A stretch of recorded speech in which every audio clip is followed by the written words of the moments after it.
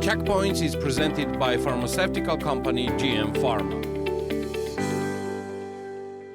Our big exclusive, Andrew Jewell, IMF resident representative to Georgia, sat down with the Checkpoints for a very insightful interview on IMF standby program for Georgia that is currently suspended. What are the main reasons and performance on which reforms make it harder to complete the reviews? You will get all the answers from our exclusive interview with Andrew Jewell. Mr. Jewell, thank you for your time and thank you for taking my questions. I didn't have the chance to meet you, so welcome to Georgia. Thank you very much. Thanks for having me on your show. So what times is it for you here in Georgia? Are they more interesting or more difficult? Oh, these are very, very interesting times. I feel privileged to be here at such an important moment in Georgia's history. Mr. Jewell, why doesn't Georgia have an IMF standby program at this point? What is the main reason for that? Well, Georgia does have an IMF program with us at this time. The program was approved in June of 2022. It's a 3-year, what we call a standby arrangement worth $280 million. The authorities are treating this program as precautionary, which means that they aren't actually borrowing from us. They are using the program to signal to investors that they're implementing sound, credible policies. The program was... So the program is not terminated. It is not terminated. No. So it was approved. That's how it comes. Right. I know this is a misunderstanding. It was approved in June 2022. The first review of the program was completed in December 2022. The second review, and this is what people picked up on, the second review was supposed to have been completed in June of last year, but that review was suspended after the Parliament amended the central bank law and created a new position, a first deputy governor position. We thought this decision weakened the governance of the NBG and called into question its independence, and so we suspended the second review. The third review should have taken place last fall. That was also postponed after the NBG changed its policy on sanctions, which we felt introduced some uncertainty into the financial sector. So essentially the program is there, but we haven't completed any reviews for over a year.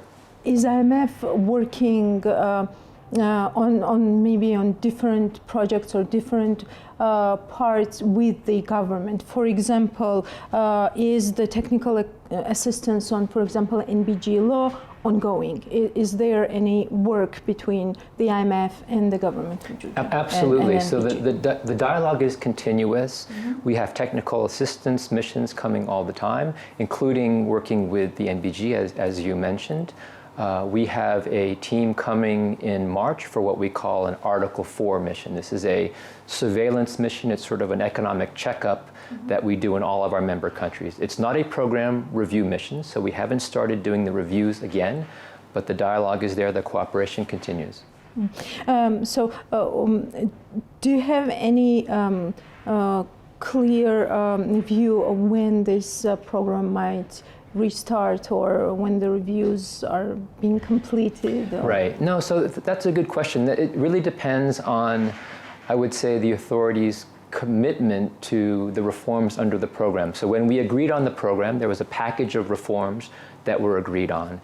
And to resume the program will require that the authorities meet their commitments under the program. And so we are in a dialogue with the NBG, with other government officials, on the different types of reforms that we need to see to resume the program. What will this resumption mean? Because we already had this experience with the IMF when the program was totally suspended and then a new program has been enacted with the government of Georgia. Do you see this possibility, or do you see building up on the reforms that have already been negotiated during this time? Right. So either could happen in theory. It could be the case that this program isn't resumed, that we don't start completing reviews again, and that at some point in the future, the authorities ask to negotiate a new program. That is a possibility. I'm not predicting that that will happen, but it could happen. Or it's possible that at some point in the future, the authorities will do enough to warrant our resuming reviews under the current program. So either path could happen. So at this point, if I correctly understand, what the standby program does not offer Georgia is that we cannot use those SDRs if we wanted to. Is that the right So conclusion? The way it works is under a precautionary program, if you are completing the reviews, you have the right to borrow the money. Exactly. So far, they have not chosen to do so. One review was completed, and they could have borrowed money when the program was initially approved. So they had two opportunities to borrow from us, and they chose not to. When you're not completing the reviews, which is the case right now, you don't have the option to borrow. But if the program were to resume and they were to start completing reviews again, they would have the option to borrow again. Do you see the same motivation from the government of Georgia that it wants to be involved in this type of program with the IMF as we saw in previous times? And we have the experience of pandemic when IMF's green light gave Georgia accessibility to credits when the country, and loans when the country needed it the most. I would say the authorities do express an interest in resuming the program, and we do have this dialogue ongoing. Now, we are asking for reforms that are difficult. Now, whether they are able to implement these reforms is an open question, but I think the interest is there to resume the program. Is it the same when we talk about NBG? NBG is part of the equation. So, as I said, we suspended the program, if you want to use that term. We postponed the reviews because of concerns we had about governance at the NBG. We have asked the NBG to undertake a number of reforms to address these concerns. So just for an example, because many people ask me this question, what are you expecting? What are you expecting? Exactly, that was my next question. That was your next question. So I'll give you some examples. There are 4 vacancies on the NBG board right now. The board has 9 positions, 4 executives, 5 non-executives. There are currently 4 vacancies on the board. So it would be nice to fill those positions with qualified people. So that's one area where we would like to see some forward movement. We would like to have a clear succession plan in the central bank law. That's something that does not exist now in the central bank law. I mentioned that there are 4 executives and 5 non-executives on the board. We want to strengthen the oversight role of the non-executives on the board. And one other reform that I'll mention, the NBG currently has what we call a presidential model, where the governor of the central bank can make decisions unilaterally. And we think it would be a good idea to move from this presidential model to what we call a collegial model, where the governor would need the support of other members of the board to approve decisions. So what type of negotiations are these with the government, with the NBG? I mean, are there some kind of key disagreements, or is this just a mere working process? It's an ongoing dialogue. So I mentioned the governance reforms at the NBG that we would like to see, and we've communicated this to the NBG, and we've had some back and forth, and they've expressed their views. There are other commitments under the program where we think the authorities have fallen a bit short.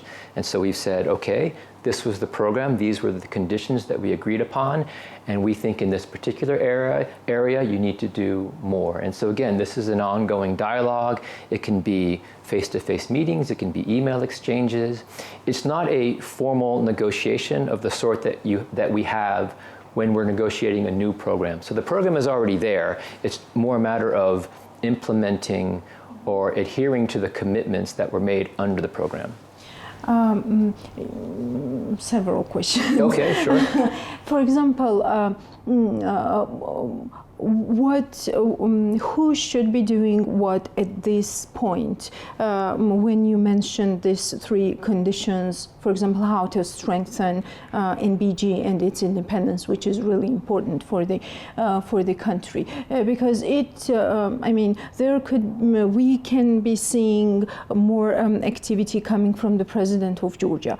We can be seeing more activity coming from the parliament of Georgia, and we also can see more activity coming proactively from the NBG, which we do not see at this point, or it's not open for us. So why is this stagnation at this point in time? That's what I want to understand. So I can't point to one person who can fix everything. It's obviously, we deal with the authorities, and that could be at the Ministry of Finance, the Ministry of Economy and Sustainable Development, at the NBG.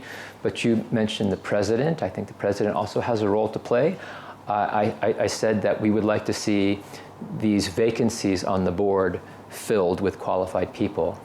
For that to happen, the president of the country needs to nominate candidates, and the parliament has to approve these candidates for them to be on the board. So this can't be just the NBG working alone. It has to be the authorities working together. And we have tried, or we have offered to play a facilitating role to the extent that we can. Yes, and to be clear, so that our viewers understand, if this doesn't happen, then the reviews won't be completed, obviously, and the standby program won't still be continued. So if the reviews aren't completed, the program is there. It's there until a new one is negotiated. So it could be the case, in theory, again, I'm not predicting this, but it could be the case that we don't complete the reviews for months to come or even longer. I would never say the program was terminated. The program is there until the authorities tell us we want to start again. Start fresh, start a new program. And, lots of time has elapsed and we have new priorities that we want to negotiate with you. So that would be the only time that the old program would officially end, is when you start a new one. But until that time, the program is there, and it's just a matter of, are we completing reviews under the program or not? Then my question as a citizen of Georgia is, what am I, for example, Elene, losing out, whether this program is working or not, whether the reviews are completed or not? I mean, why is that important then? So, as I mentioned, the authorities are treating the program as precautionary, meaning they're not looking to us for financing, for money. They want the program for the discipline, the framework to signal to investors that they are implementing credible, sound policies. It's really a signal. They can say, look, they can say to the ratings agencies, for example, there are credit rating agencies that rate the creditworthiness of this country. They can say, look, S&P or Moody's, we have an IMF program, and this should give investors assurances that sound policies are in place. So if the program is not off track, if the program is off track, if we are not completing reviews, that could give investors pause. They could say, well, we are less assured now because Georgia is not completing reviews under its program. I would say that is the main risk of not having the program. Again, Georgia's doing well fiscally. It's collecting lots of revenues. The deficit has come down, so it doesn't really need the financing from us at this time. It's more a matter of the signal that is sent to investors. Yes, which is not a full signal because the reviews are not completed and the standby program is. So if investors ask me what's the status of the program, I say we have a program, but we haven't completed a review since since December. Yes, and we already saw that, right? Because the Fitch ratings that said a few weeks ago, and they wrote it that exactly the issues with NBG and its independence are one of the main risks why Georgia is still in the junk investment category. We had one such example with NBG Supervision Board, and it was a very tough situation. But at that point, all IFIs, including EBRD, ADB, EIB, stood with the IMF, signaling that independence of NBG is under attack and we need to act. And it was a very powerful message at that point in IMF Georgia's relationship history. Why do you think we get silence from the IFIs? Why aren't they also saying that these changes to the NBG law, these changed attitudes towards the sanctions is a problem for the country? Have you thought about that? Well, I'm hesitant to speak for the World Bank or the EIB or the EBRD. I'm not asking that, but what might have changed the situation? Is situation any different now? Was that a bigger risk for NBG's independence than what we are seeing now? That is actually my question. What I can say is that we, the IMF, are in close consultations with our international financial partners like the World Bank and the EBRD. So when we suspended our reviews, they asked us what's going on, what are your concerns. So the dialogue is there. I think we share a lot of the same views. Perhaps we have been more vocal because it has a direct impact on our program, and whereas for them, they may share some of our concerns, but it doesn't have the same impact on their projects. Our business models are different. I mean, we are like sister organizations. They're providing mostly financing for projects. That is not our role. So I don't want to speculate too much about why they reacted the way that they did, but just to say that we do have this close dialogue, and I think we do share a lot of the same concerns. That's great to hear. Also, you several times you mentioned like different reforms and the package of reforms that have been the basis of the standby program for Georgia. Which reforms pose the most challenges to these programs? Yeah. Where do you see this? So I mentioned the NBG set of reforms. Another area which I can mention relates to the SOE sector, state-owned enterprises. So this is one of the pillars of our program, and this is what we negotiated with the authorities. We wanted to improve the governance of state-owned enterprises.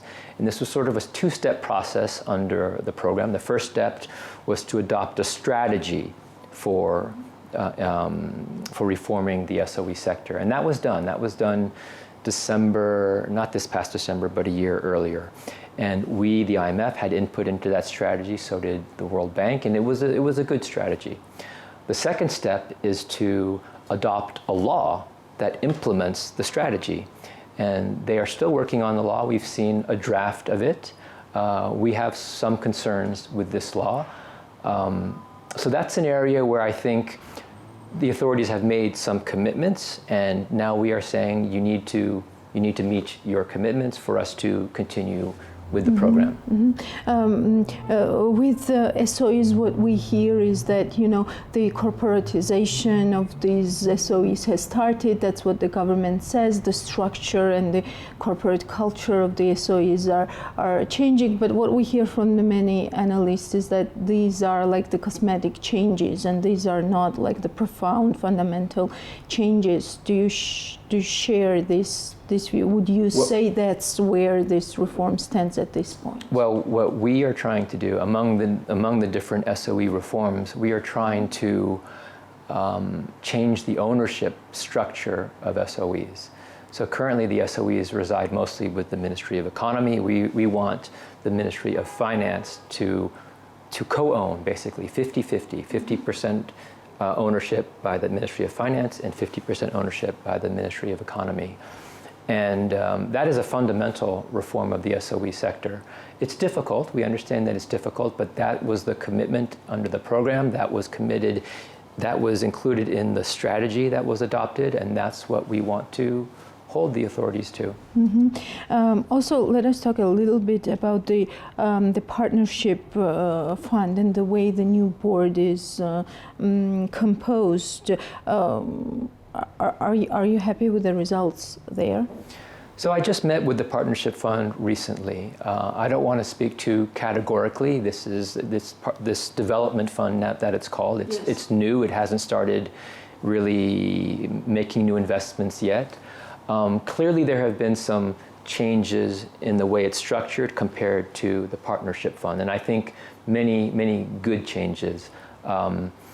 We still have questions. As I mentioned, we have a mission coming in March, and we intend to sit down with them, again, go over the different reforms that have been made so far, and we'll bring our experts, and they will share their views.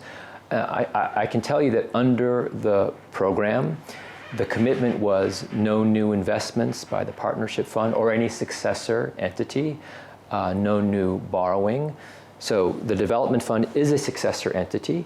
If it intends to make new investments and to borrow, which it seems it does, that would not be consistent with the program. Now, doesn't mean that we couldn't come to some agreement where we modify the conditions under the program, but we're not there yet. So just to just to make it clear, there was a commitment under the program not to make new investments under the partnership or successor entities, and not to borrow again. And the authorities are moving in a different direction now. But let's see what our experts think of the changes that have been made to the governance structure of the Development Fund. Mm-hmm. But do you think from this standpoint it would have been better if IMF was like more involved, for example, in the selection process of the board, in like structuring the board? Would you say that would have?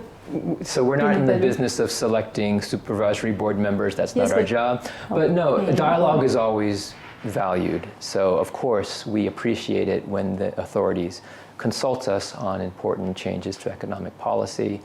In fact, it's a commitment under the program that they will consult us on economic policy decisions that affect program outcomes. I fear that I've been too negative up until this point. I want to say that when you look at the program as a whole, there are many areas where Georgia, where the government, where the NBG, where they're doing quite well. Growth is strong, inflation has come down sharply, the deficit has come down, public debt has come down. So if you go through the list, and it's a public document, you can see all of our conditions. They are meeting many of the conditions. They're meeting the macroeconomic targets. There's just a few areas that I've mentioned where we do have some concerns. But overall, I would say that the performance has not been bad at all. Yes, and we also have the first review, right? And you have the first review, and honestly, you were on track to pass the second review, the one that was suspended because of changes to the central bank law. Everything else was looking pretty good. But at this point, does IMF still believe that NBG has changed its attitude towards the international sanctions, as James John's statement read at the very moment of this Partskaladze, whatever case? Yeah, this is a complicated topic, and I'm hesitant to get too much into the details. What the NBG has said is, and again, I don't want to speak on behalf of the NBG, but they have communicated that the banks can continue to comply with international sanctions, that they have the right to do this under the domestic law, essentially, the law on commercial banks. And I've spoken to many of the banks, and they have indicated that they intend to continue to comply with international sanctions. Mm-hmm. Former NBG officials, they have all been hired by IMF in different countries, which on the one hand says that, you know, qualification matters, right? With this new NBG board, analysts say that there are some qualification problems. Do you think the NBG law could also address that challenge? Do you see that as a challenge, and do you think the law should somehow address this challenge as well? There are criteria in the law. If you want to become a board member, you are supposed to meet certain criteria that are listed in the law. Perhaps that could be strengthened. What we are saying is we want to see qualified people on the board. And again, that's going to take cooperation between the president and the parliament. World Bank in its recent outlook said very clearly that at this point, when there is a global slowdown in global economic growth, countries need sound fiscal and macroeconomic policies, and they need frameworks. In Georgia, we somehow, business media definitely, kind of like associate the soundness of the macroeconomic framework with the IMF. Do you think these frameworks will be a competitive advantage for the countries to draw investments? Because we see there will be a big competition on FDI in current world. I think this is precisely why Georgia, why the authorities came to us in the first place and wanted a program. Even though they don't really have a financial need, they wanted to signal to investors that they are implementing sound policies, that they have a sound macroeconomic policy framework in place. So I do think it is important to have, I mean, sound macroeconomic policy frameworks are essential for sustainable growth, for high and sustainable growth. So yes, it's absolutely important. And my last question, and thank you so much for your time. Georgia will have a new prime minister, right? We heard about it like a few weeks ago. Does this change add to the uncertainty of around the standby program and this dialogue between the government and the IMF, or you do not anticipate any like drastic or dramatic changes to the policies? Honestly, I don't know. I have not met with the new prime minister, even in his previous capacity.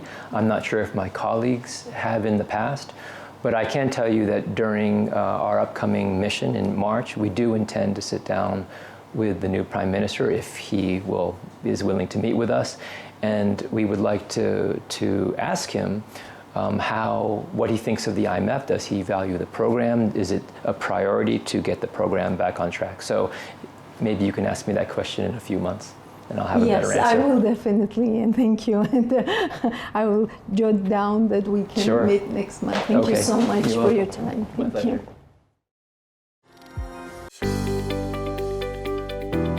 The Checkpoints is presented by pharmaceutical company GM Pharma.